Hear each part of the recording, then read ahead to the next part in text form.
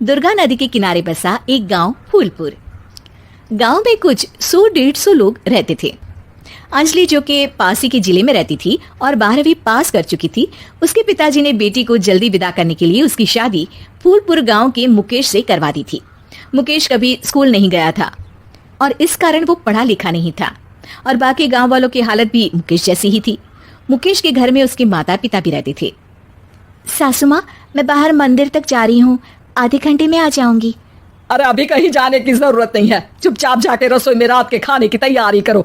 और ये घूंघट क्यों हटा लिया है तुमने? क्या पता नहीं कि इस गांव में औरतें बिना घूंघट के नहीं रहती। रात में अंजलि छत पर जाकर अपनी मम्मी से बात कर रही होती है। तभी गांव की 3-4 औरतें उसे देख लेती है और दरवाजे पर आकर उसकी सास से शिकायत करने लगती है। और क्या हुआ? अरे छत पे तो देखो, आपकी बहू मटक मटक के किसी से फोन पर बात कर रही है, दिन भर फोन पे लगी रहती है। अरे कल तो मंदिर के पास वो क्या कहते हैं, सेल्फी ले रही थी। शहर की बहू रखना अच्छा शान की बात है, पर देखना इसके लक्षण से ये तो तुम्हारे परिवार को बदनाम ना कर दे। ये पहली बार नहीं था जब सास से गांव के लोगों ने अंजलि की बुराई या शिकायत नहीं की हो। अब तो ये रोज की बात थी। अंजलि ये सब सुन लेती है। जब वो नीचे जाती है तो मुकेश भी वहां आ जाता है।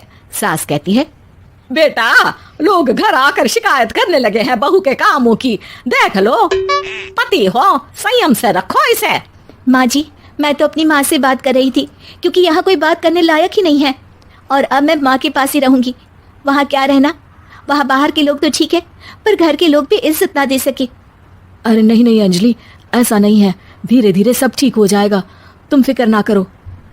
अरे बस कुछ बोलना ही नहीं है, सर पे चढ़ा रखा है बहू को। सास मुकेश की नरम बात सुन के वहां से मुंह चढ़ाकर चली जाती है। मैं तो कहती हूँ हम दोनों शहर चले जाते हैं। मैं पढ़ी लिखी हूँ, मुझे वहाँ नौकरी भी मिल जाएगी और थोड़े दिनों में आप भी वहाँ कुछ काम ढूंढ लेना। अरे नहीं नहीं अंजलि, हम यहाँ ना गांव का खेत, माँ पिताजी को छोड़कर शहर नहीं जा सकते। माँ पिताजी को कैसा लगेगा और गांव वाले क्या सोचेंगे? ये कहकर मुकेश सोने चला जाता है और अंजलि की गांव वालों द्वारा बुराई का सिलसिला बहुत दिनों तक चलता ही रहता है। लेकिन अंजलि गुस्सा ना दिखाते हुए समझदारी से काम लेती है। बारिश का मौसम चालू हो जाता है। जोरदार बारिश से पूरे गांव में हाहाकार मच जाता है। दुर्गा नदी में बाढ़ आ जाती है और बाढ़ का पानी पूरे गांव की फसल तबाह कर देता है। फसल की ये हालत देखकर गांव वाले निराश हो जाते हैं और बात तो यहाँ तक पहुँच जाती है कि कुछ लोग तो अंजलि को इस सब का दोषी ठहरा देते हैं। अरे पूरी फसल तबाह हो गई, पता नहीं किसकी नजर लग गई है। अरे जब से चौधरी परिवार में ये शहर की बहू आई है ना, तब से ही गांव की शांति चली गई है। इसके कर्म कांड से माँ दुर्गा नदी भी खुश नहीं है। ये सब सुनकर बेचारी अंजलि रोते हुए अपने घर चली जाती है। कुछ दिन बाद सभी गांव वाले अपनी फसल का मुआवजा लेकर अपने अपने घर आते हैं। मुकेश भी 1500 लेकर आता है। अंजलि को जब पासबुक दिखाता है तो अंजलि हैरान हो जाती है। अरे, ये पासबुक में तो उन्होंने 4000 की एंट्री करी है और आपको सिर्फ 1500 दिए। सच में? अरे वो सरकारी अफसर आपको बेवकूफ बना रहे हैं। सरकार की तरफ से हमें 4000 मिले हैं, लेकिन बाकी का सारा पैसा खुद ही खा रहे हैं। आप लोग के अनपढ़ होने का फायदा उठा रहे हैं।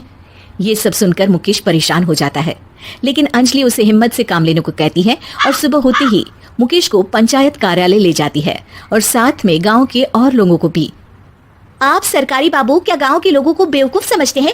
आपको क्या लगता है ये पढ़े लिखे नहीं है तो आप कुछ भी मनमानी करेंगे? ये बेचारे दिन रात इतनी मेहनत करते हैं, ये हमारे अन्नदाता हैं और आप इनके साथ ऐसा धोखा करते हैं। अरे क्या बके जा रही है ये लड़की, किस धोखे की बात कर रही है? अपने कांड करके नदी माँ को नाराज करके हमारा नुकसान करके इसे चैन नहीं मिला क्या? सरपंच जी, इन सरकारी बाबू ने मुझे बेवकूफ बनाया है और मेरे हिस्से के पैसे खुद चट कर गए। बस ये सुनते ही सरपंच वहां से दुम दबाकर भाग जाता है। पता चलता है कि जनपद अधिकारियों ने गांव के सरपंच के साथ मिलकर सबके साथ धोखा किया है। सब लोगों का विरोध शुरू हो जाता है और आखिर में अधिकारी सब गांव वालों के हिस्सों के बचे हुए पैसे उन्हें लौटा देते हैं और कई दिन तक सरपंच गांव में लौटता ही नहीं। अंजलि, तुम नहीं होती तो हम गांव वालों को तो पता ही नहीं चलता कि ये हमें हर बार बेवकूफ बनाते हैं। हाँ हाँ अंजलि बेटी, हमें माफ कर दो। हम सब तुम्हें बुरा भला कहते रहे, लेकिन तुमने ही आज हमें बेवकूफ बनाने से बचाया है। हमें तुम पर गर्व है बेटी।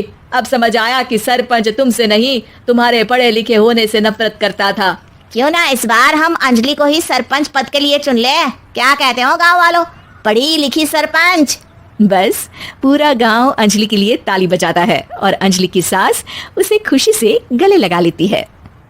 दुर्गा नदी के किनारे बसा एक गांव फूलपुर। गांव में कुछ 100-150 लोग रहते थे।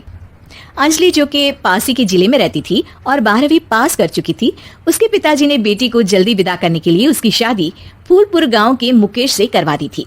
मुकेश कभी स्कूल नहीं गया था और इस कारण वो पढ़ा लिखा नहीं था और बाकी गांव वालों की हालत भी मुकेश जैसी ही थी। मुकेश के घर में उसके माता पिता भी रहते थे। सासू माँ, मैं